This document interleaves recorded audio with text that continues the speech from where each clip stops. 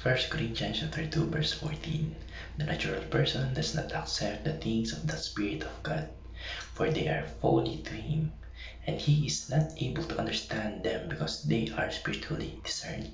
Magandang araw, ang tatalakayin po natin ngayong araw sa ating daily devotion ay ang depravity. At ang una pong katuruan na natututunan ko ngayong araw kay Pastor Laszlo Campo ay sin affects every aspect of human nature. Mula pa nung mahulog sina Adan at Eva sa kasalanan, ang buong sangkatawan po ay naging alipin ng kasalanan. Hindi ito nangangahulugan na lahat ng tao ay hindi na kailanman makagawa ng mabuti, kundi ang ibig sabihin po nito ay kahit ang kanyang isipan, emosyon, o yung kalooban na ay naapektuhan ng kasalanan.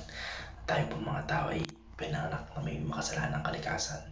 Minsan nga po, kagaya po na sinabi ni Pastor Laszlo Campo na kahit sa pag-worship natin o pag-praise natin, which is the holy thing to do as a human being, is nagkakaroon pa rin tayo ng pagkakasala by kunwari iniisip natin na ang galing natin kasi ang galing natin kumanta sa ating pag-worship, tapos maganda yung outcome ng preaching natin, naging prideful tayo at inisip natin sa sarili natin na ang galing ko, grabe, which is mali dahil pride is a sin. Pride is one of the 7 deadly sin. Kaya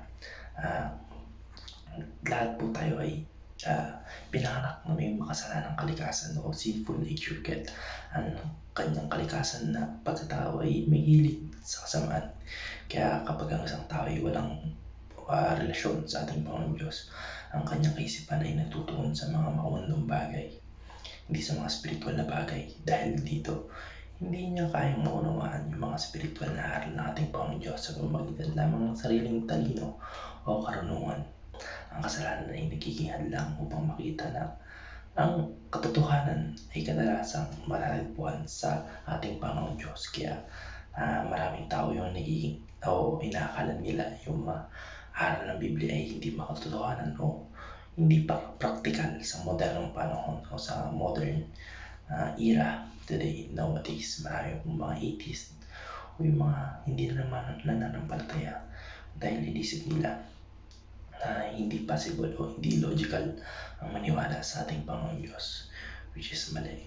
Ang kanilang isipan po ay naka-influensya ng mga makasalanang kalikasan, kaya itinuturing nilang kahangalan yung mga bagay na konektado sa ating Panginoon Diyos. Ang natutuhan ko lang po sa pangalawang katuruan ng Pastor Laszlo Campo ay seeking to honor God is not natural.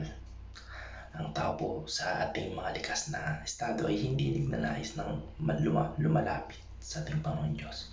Sa halip, mas pinipili po nating mamuhay ayon sa ating mga sariling kagustuhan at kasiyahan.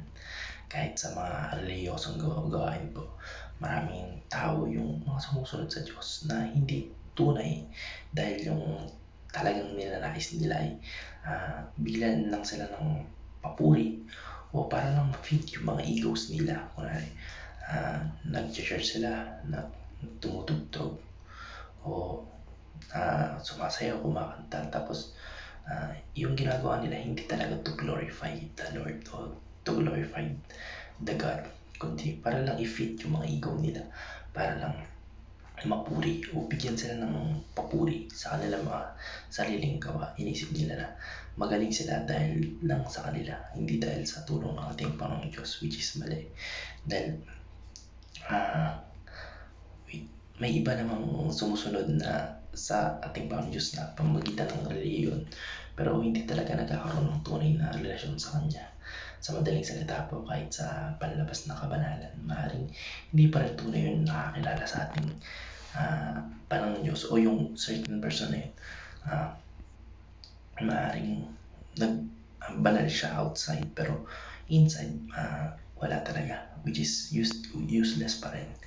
Kapag ganun, pinapakita mo sa ibang tao na banal ka, na mabuti ka o yung solid ka mananampalataya, pero sa kaloob-looban mo parang taliwas. Kasi parang yung kagaya na pala sinabi ko niya, gusto mo lang i-feed yung ego mo, gusto mo mapuri ng ibang tao.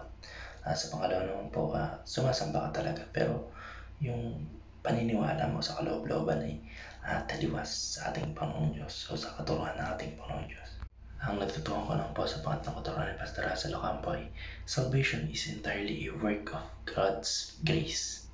Ang spiritual po na bagay ay hindi maaaring maunawaan ng isang taong hindi pa na ipapanganak na muli sa Espiritu. Ang pananampalataya po sa ating Panginoon Diyos at ang pagkaunawa sa kanyang mga katotohanan ay hindi nagmula sa sariling kakayahan ng tao, kundi sa pamamagitan po ng pagkilos ng banal na Espiritu. Ang ating Panginoon Diyos po mismo yung nagpapaliwanag ng mga katotohanan sa puso ng tao o sa puso ng nating mga tao. At siya rin po yung nagtutulak sa kanya upang tanggapin yung kaligtasang hinahalok nating Panginoong Kristo. Kaya dahil po dito makikita natin na ang kaligtasan ay hindi isang bagay na pinagpapasyahan lamang ng tao, kundi isang resulta ng pagkilos ng ating Panginoong Diyos sa ating mga buhay.